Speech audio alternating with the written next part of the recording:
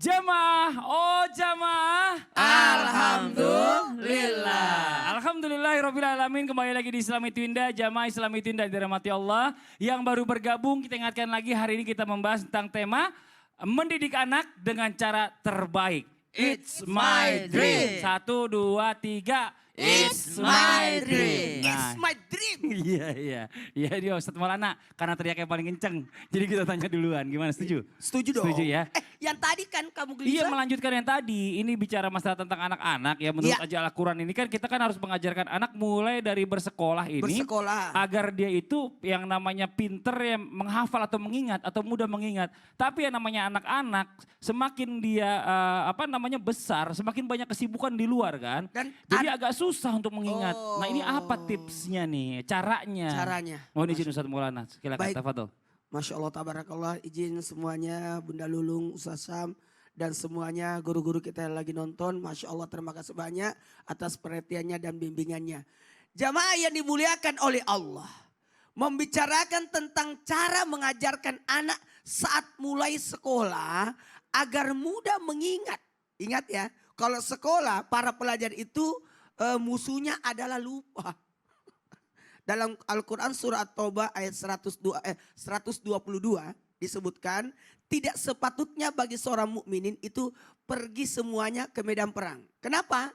Karena mereka tidak pergi dari tiap-tiap golongan di antara mereka, beberapa untuk apa? Memperdalam pengetahuan.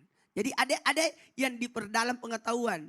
Apanya? Tentang agama untuk memberikan peringatan kepada kaumnya apabila mereka telah kembali supaya mereka itu dapat menjaga diri. Jadi semua ada bahagiannya. Ada namanya ilmuwan, ada namanya prajurit, tapi tidak semua jadi prajurit. Harus ada yang tinggal. Makanya semua ada job atau bagian tugas-tugasnya. Untuk itu apa namanya? Job desk itu, job desk. Untuk itu jadi apa yang harus dilakukan? Bagaimana cara mendidik anak agar mudah mengingat sesuatu sesuai dengan tadi Al-Quran? Jadi ada tekniknya. Yang pertama, bentuk kesungguhan. Ingat, kita diulang. Kalau Ustaz Sam, metode pengulangannya kalau menghafal ayat? 1 halaman bagi 4 Ustaz. Bagi 4, habis Iya, itu? jadi 4 baris. Iya, 4 baris. Setelah Kemudian? itu jangan pindah sebelum lancar yang pertama. Ya, berapa kali diulanginya? Diulang 40 kali Ustaz kurang 40 lebih. kali. Ya sekali lagi. Dia baru 2 kali hafal. Kok aku gak hafal ya? Memang kau ulangi berapa kali? 5 kali. Ya Allah, orang itu 40 kali. Jadi mengulang. Apanya? Bentuk kesungguhannya. Bentuk kesungguhan. Kalau kita sungguh-sungguh, insya Allah aman itu. Aman. Teknik pengulangan itulah yang membuat tersimpan di otak. Apalagi anak-anak. Tenang aja. Bahkan orang tua pun masih bisa sebenarnya. Walaupun diibaratkan gini. Kalau anak-anak itu cepat meresap. Karena kenapa? Cepat menghafal. Dibiasakan aja. Alhamdulillah kalau saya bersyukurnya karena di rumah ada namanya Quran digital itu. Jadi diputerin tiap malam anak-anak di kamarnya. Jadi otomatis mereka mudah ngapalinnya. Nah, kemudian apalagi memperdalam lewat apa? Rajin, mohon maaf, rajin. Jadi buat jadwal jam berapa. Dan ada bentuk doanya. Allahumma inni astaudiuka ma alam tani paruddahu ilayya indah hajati ilaihi. Sekali lagi, Allahumma inni. Coba. Saya dulu ngajarin anak-anak di masjid. Allahumma inni. Ikut gerakan dong. Ini. Allahumma inni. Astaudiuka. Ma alam tani. Faruddahu ilayya. Indah hajati ilaihi. Atau gini aja. Buat anak-anakku yang lagi nonton. Siapapun. Tolong kalau bisa sesudah belajar. Atau bahasa Indonesianya aja. Artinya, ya Allah, kutitipkan ilmu yang engkau berikan kepadaku dan berikanlah kepadaku pada saat aku membutuhkan. Membutuhkan. Amin, Masya Allah. Terima kasih banyak Ustadz Maulana, jazakallah khairan kasiran. Ya kan kalau saya di rumah itu kalau ada di rumah ngajarnya biasanya saya sambung ayat. Jadi ngulang-ngulang saya ini ntar gantian yang berikutnya saya yang duluan yang ini dia yang berikutnya ayat kedua gitu. Tapi Kalau ya saya namanya sama anak kadang-kadang Nana susah. sama-sama baca, Iya. terus satu yang pimpin, kita mendengarkan gitu. Ustadz ini saya punya video, ini jamaah yang di rumah juga ya. Ada video? Ini ada viral nih sempat. Mahasiswi nih Ustazah. Ya Ustaz Syam. Hamil anak kembar terus ditinggal sama pacarnya. Belum nikah. Ini di tayangan ini. Dikutip dari tribunnews.com, Yuli menjelaskan bahwa harus ada komunikasi antara sang mahasiswi dengan orang tua. Komunikasi itu memungkinkan adanya respon yang menenangkan sehingga psikologi sang pembuat video menjadi lebih tenang. Apabila berkomunikasi dengan orang tua dirasa berat, Yuli menyarankan ada baiknya untuk berkomunikasi dengan lingkungan sekitar terlebih dahulu. Diharapkan pula pihak keluarga nantinya tidak memperburuk situasi apabila sudah mendapatkan kabar tersebut. Yuli menyarankan keluarga lebih baik mencoba lebih tenang dan menerima kenyataan yang ada. Diketahui video mahasiswa yang menceritakan kisah kehamilan di tengah perkuliahannya itu telah ditonton lebih dari 15 juta kali. Dalam video itu, si pengunggah menceritakan bahwa ia hamil saat dirinya berusia 18 tahun. Ia mengaku bahwa tidak ada yang mengetahui kehamilannya tersebut lantaran harus social distancing di tengah pandemi COVID-19. Tidak disangka rupanya bayi yang ada di dalam perut sang pengunggah merupakan bayi kembar. Ia mengaku sudah beberapa kali berusaha menggugurkan kandungannya dengan memakan nanas muda, namun anaknya terus bertahan.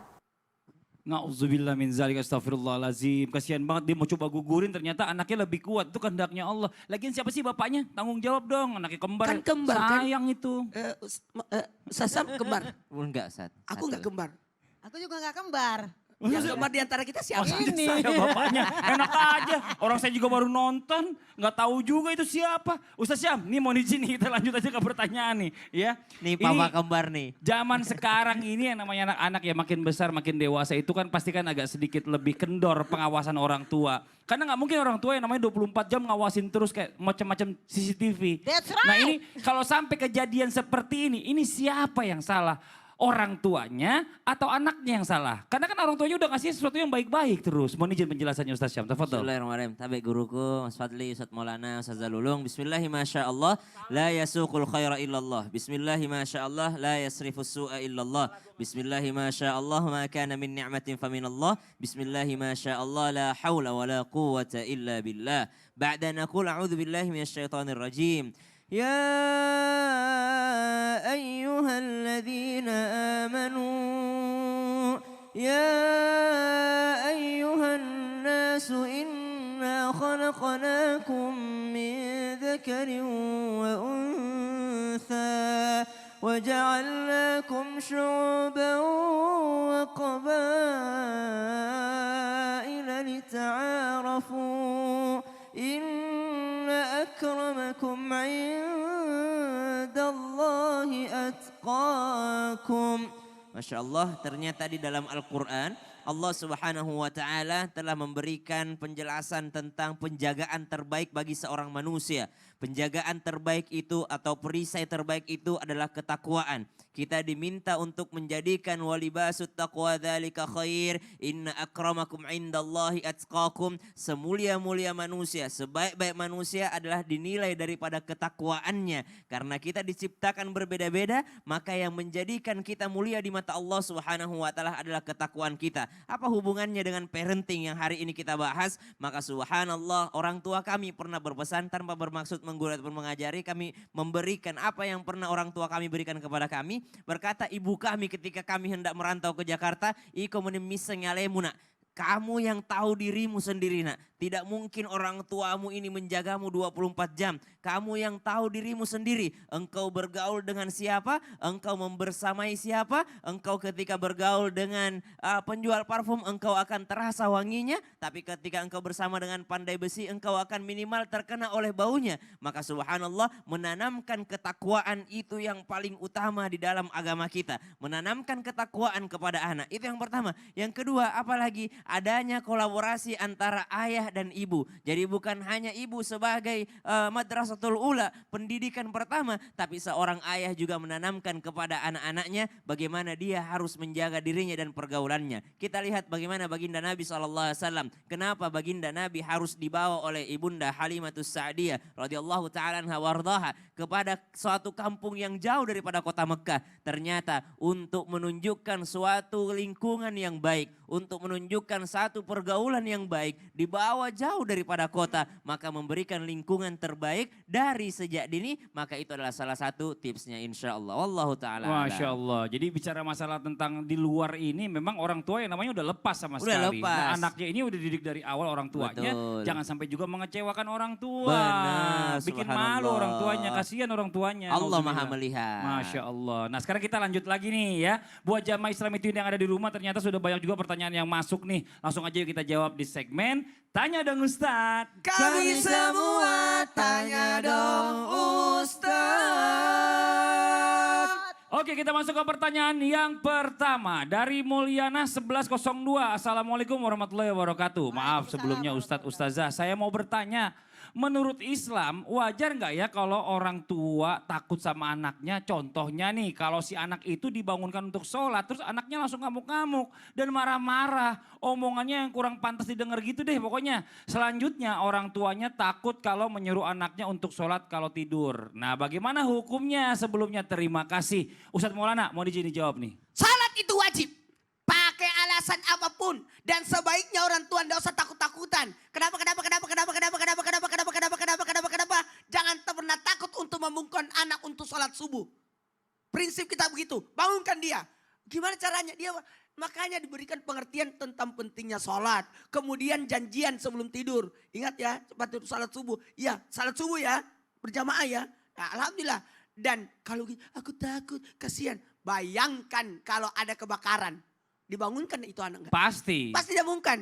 Khawatir enggak anaknya kalau kebakaran, kebakar api? Khawatirlah kalau begitu bangunkan salat subuh. Karena kenapa? Apinya lebih besar loh itu. Api neraka. Api neraka maksudnya. Nauzubillah min Makanya sebaiknya membangunkan anak untuk salat sebenarnya bentuk rasa kasih sayang orang tua supaya anaknya tidak terbakar api. Nah mungkin ini nanti direkam ya Bu ya. Nanti dikasih anaknya suruh nonton. Ternyata api neraka tuh lebih bahaya daripada api kebakaran rumah. Jadi Iya. harus dibangunin. Bangunin. Ya? Masya Allah. Nah sekarang kita masuk lagi ke pertanyaan yang berikutnya ini. Dari Yuyun_Sulistia_Ningrum. Assalamualaikum. Mau tanya Ustadz, Ustazah. Kiat membesarkan serta mendidik anak untuk ibu tunggal seperti saya yang mana suami meninggal sejak saya hamil 2 bulan. Agar kelak anak saya menjadi anak yang kuat dan tidak iri melihat teman-temannya yang lain. Nah ini Ustazah Lulung nih mau izin nih sebagai sesama wanita diberikan penjelasan sambil tausiah bagaimana? Oh, baik, terima Silakan, kasih tafadhol, Kak Ustazah Fadli, Lulung. Ustadz, mohon izin. Jamaah, Yeay! jamaah. Yeay! Alhamdulillah. Ngomongin orang tua tunggal memang kadang menyedihkan. Tadinya dia sebagai tulang rusuk seorang pria. Karena suaminya meninggal otomatis jadi tulang rusuk juga, di tulang punggung juga. Nah untuk para single parent, untuk para tulang rusuk yang sudah menjadi tulang punggung dalam keluarga, semoga lelahmu menjadi lillah. Amin ya robbal alamin. Nah ketika seorang ibu sendirian, single parent, kemudian dia mendidik anaknya, bahkan kadang anaknya timbul rasa iri, itu wajar. Namanya juga basyarun, manusia biasa, udah pastilah ada rasa emosi, sedih, bahagia, dan sebagainya. Nah tinggal kita sebagai orang tua, al-ummu madrasatul ula, gimana sebagai ibu, apalagi tunggal sendirian. Ingat, Maryam binti Imran pun sendirian. Tapi hebat subhanallah, Allah jadikan, Allah takdirkan anaknya menjadi seorang nabi, yaitu Nabi Isa alaihissalam. Walaupun kita memang tidak setabah Maryam, tapi mudah-mudahan kita berdoa semoga kita bisa sekuat Maryam. Jadi untuk para tulang punggung, seorang wanita, ayo kuatkan bahumu, kuatkan semangatmu. Kenapa? Kita nggak sendirian, masih banyak orang-orang yang lebih susah di antara kita. Maka peran kita menjadi double, jadi ibu juga, jadi ayah juga. Pokoknya kita perannya banyak, namanya juga hidup, sutradaranya Allah. Kita artisnya, bukan begitu Ustadz? Jadi kita harus pandai berperan. Dan kasih sayang kita juga harus double. Tadinya sebagai seorang ibu, tapi sekaligus seorang ayah juga. Nah bahkan dalam surat An-Nisa ayat 32 dinyatakan, wala tatamannaw bima fadallah, ya kan? Jangan kita iri terhadap kelebihan yang Allah berikan kepada yang lain punya bapak. Kita nggak punya bapak, jangan iri. Jangan iri, jangan iri dengki, gituin aja ya kan. Karena yang namanya iri pasti ada. Ada Iri positif. bos gitu ya. Iri bos bilang kalau Itu lagu iri. siapa tadi? Gitu. Gitu. Karena kita nyatakan pada anak kita, nak lihat Nabi Muhammad SAW, yatim piatu, hebat beliau menjadi seorang pemimpin negara, pemimpin besar, pemimpin dunia. Lihat ya, yang namanya seorang yang banyak yatimnya, mereka berhasil. Tapi ingat, jangan pernah iri. Likuli sayin maziyah, likuli sayin maziyah. Tiap-tiap sesuatu memiliki kelebihan. Tuh 2, 3. Kelebihan. Tuh, Nabi aja gimana coba, yatim piatu bisa hebat, masa kita nggak bisa hebat? Jazakillah khairan kasiran. Wah, Terima iya, kasih Bum. banyak Ustazah Lulung atas Amin, penjelasannya Allah, sebagai seorang mudah-mudahan. ibu ya Masya Allah luar biasa ya. Amin. Ibu juga, sibuk juga ya kan. Ayah juga. Ayah kan ada ayahnya ini. Loh, Ajo, Ustazah Lulung nih kita ngomong Ustazah Lulung. Kenapa jadi ngomongin yang lain? Ustaz Maulana sebentar. Maaf ya sebentar ya. Ustaz Maulana gini, ada yang nanya sama saya ya. Ini kan yang namanya anak-anak pada saat dia mulai tambah dewasa. Itu pasti kan suka menghadapi yang namanya masalah. Oh iya. Nah, dalam Islam bagaimana kita sebagai orang tua untuk memberikan solusinya? Caranya seperti apa? Solusi buat anak-anak yang punya masalah. Ah. Gini, saya dengerin. Iya. Saya punya pantun. Luar biasa nih. Boleh. Makan kebab rasanya nagih. Cakep. Saya jawab sesat lagi. Cakep juga. Dan di rumah jangan kemana-mana. Tetap di Islam itu indah. Jamaah. Oh jamaah. Alhamdulillah. Jadi anak-anak itu Ya makin ada Allah. umurnya makin naik Makan juga kebab. masalahnya. Cakep.